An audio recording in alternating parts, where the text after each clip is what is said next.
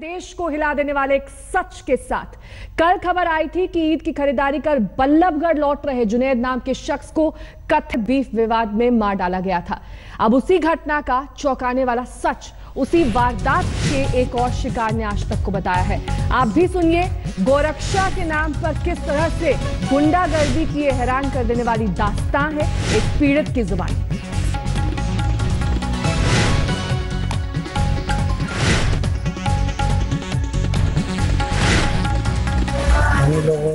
हम सदर से चढ़े थे ट्रेन, कोई दिक्कत नहीं, आ रहे थे। कुछ लोग ओखला से चढ़े थे, कुछ तुगलकाबाद से। तुगलकाबाद चढ़ने के बाद वो लोग हमें ये कहने लगे ये मुसलमान हैं, गद्दार हैं, ये पाकिस्तान में रहना चाहिए, यहाँ से भगा देना चाहिए, गाय का मीट खाते हैं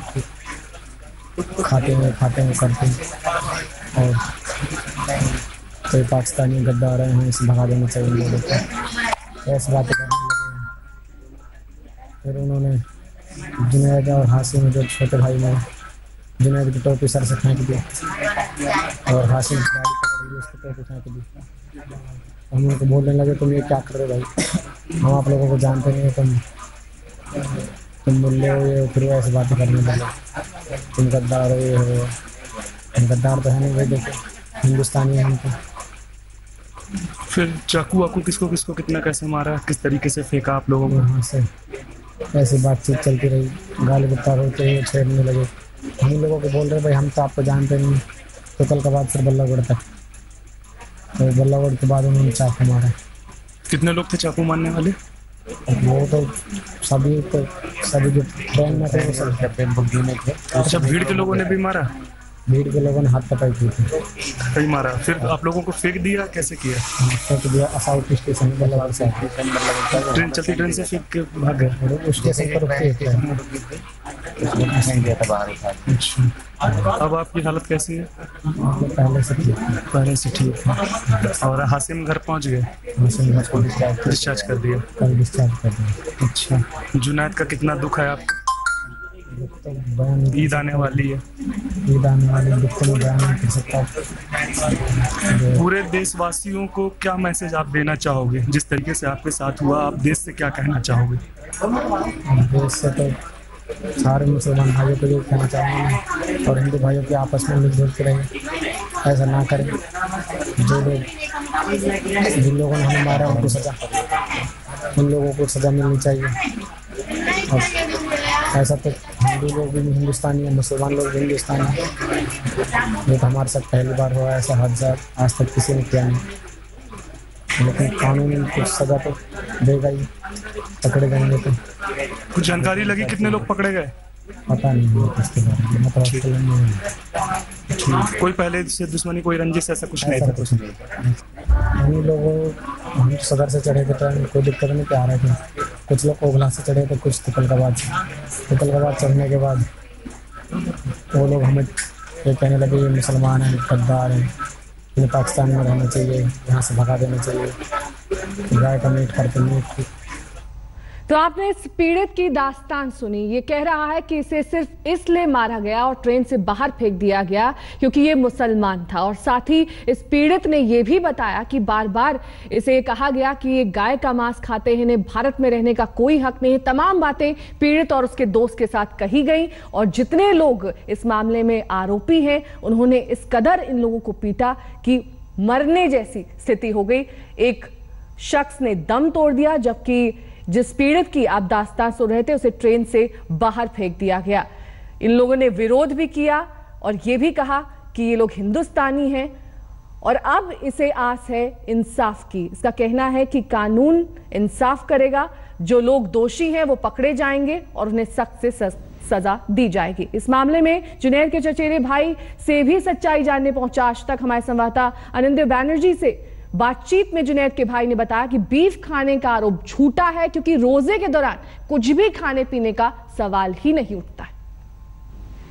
शकील, क्या हुआ था और मौके पे क्या आपको जो सुनने को मिला है, सच्चाई बताए? क्योंकि कोई बोल रहा है ये बीफ की वजह से हुआ है, कोई बोल रहा है सीट की वजह से हुआ, क्या हुआ था?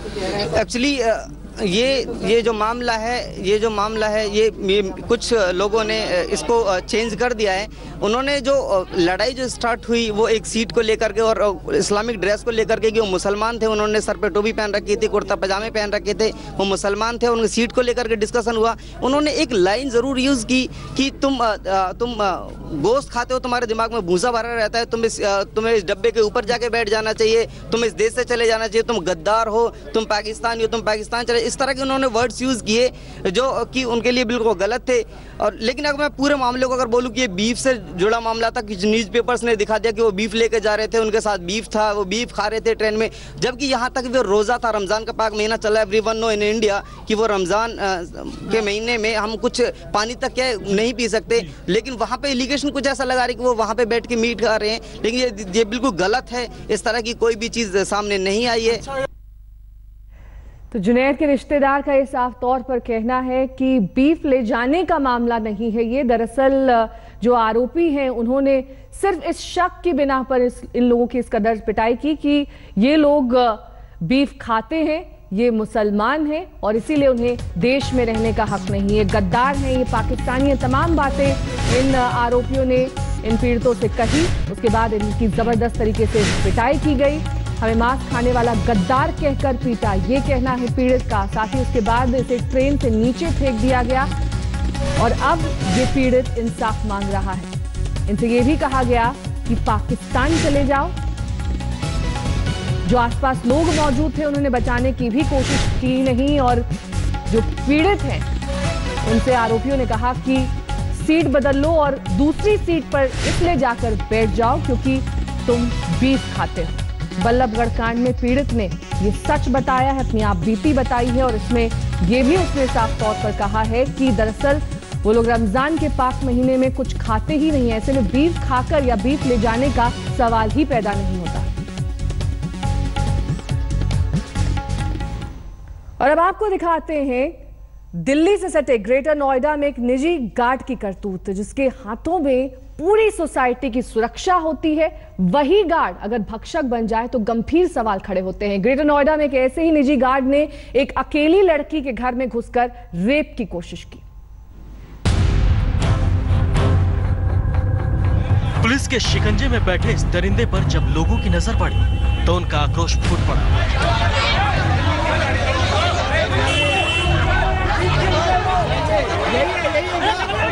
हर शख्स इस दरिंदे का इंसाफ खुद करना चाहता था क्योंकि इसके जिम्मे थी इस सोसाइटी की हिफाजत। उसी सोसाइटी में रहने वाली एक लड़की को बनाना चाहता था अपनी दरिंदगी का शिकार।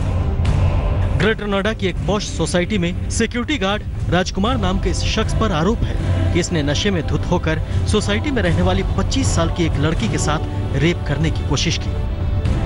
एकदम से सडनली घुसा था वहाँ पे और मैं फ्रीक आउट होगी। मैंने उसे धक्का दिया, वो दोबारा वापस आया, मैंने उसकी बाजू पे काट के उसे फिर धक्का दिया और जब वो आया था उसने मेरे नेबर्स का डोर बाहर से लॉक कर दिया था और जो मेरा मेन डोर है वो भी अंदर से लॉक कर दिया था, लेकिन जो रूम का डोर है वो खुला था बाई चांस। मैंने उसे धक्का दे के उसे बाइट करके मैं वहाँ से निकली और मैं बहुत ज़ोर ज़ोर से चिल्ला रही थी। जो भी आवाज़ें थी वो सारी, मैं 12th फ्लोर पे हूँ, वो सारी आवाज़ नीचे पार्क में जितने भी लोग बैठे थे उनको सुनाई दे रहा था कि कुछ हुआ है। लड़की ने काफ़ी साहस का परिचय दिया और किसी तरह वो निकल के बाहर आई और उसने चिल्लाया तो उसके चिल्लाने पर लोग इकट्ठे हुए और लेकिन तब तक ये गार्ड वहाँ से भाग चुका था। इमीडिएटली जैसे ही पुलिस को सूचना मिली तत्काल पुलिस मौके पर पहुंची और कायदे से पूरी सोसाइटी को सर्च किया गया और रात ही में उस गार्ड को अरेस्ट कर लिया गया है। जो भी सुसंगत धाराएं हैं उनके अंतर्गत मुकदमा दर्ज करके उसको जेल भेजा जा रहा है।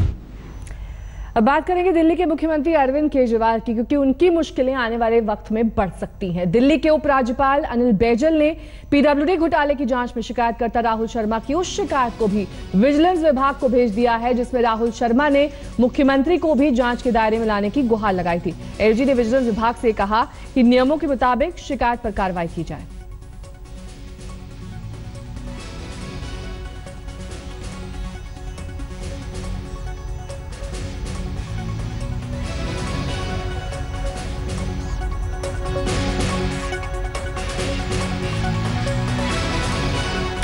तो आपको बता दें कि दरअसल इस पीडब्ल्यूडी घोटाले में अरविंद केजरीवाल के कई रिश्तेदारों का भी नाम आया था। उसके बाद ये कहा गया कि अरविंद केजरीवाल पर भी जांच बिठाई जानी चाहिए और अब दिल्ली के उपराज्यपाल ने इसी का संज्ञान लिया है।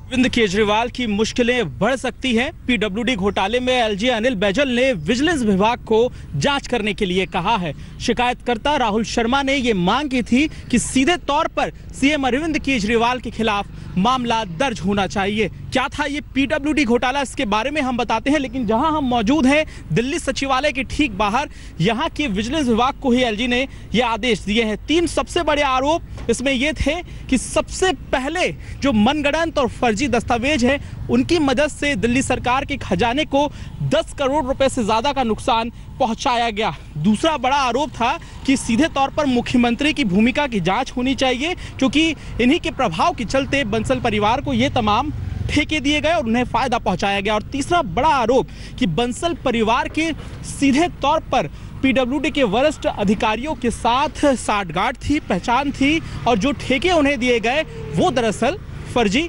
कंपनियां चलाते थे। तो ये तमाम आरोप और इसकी मांग जो है वो एलजी से की गई थी। फिलहाल ये पहला मौका होगा जब मुख्यमंत्री अरविंद केजरीवाल की किसी मामले में सीधे तौर पर जांच हो रही होगी। कैमरा पर्सन प्रताप के साथ पंकज जैन, दिल्ली आज तक।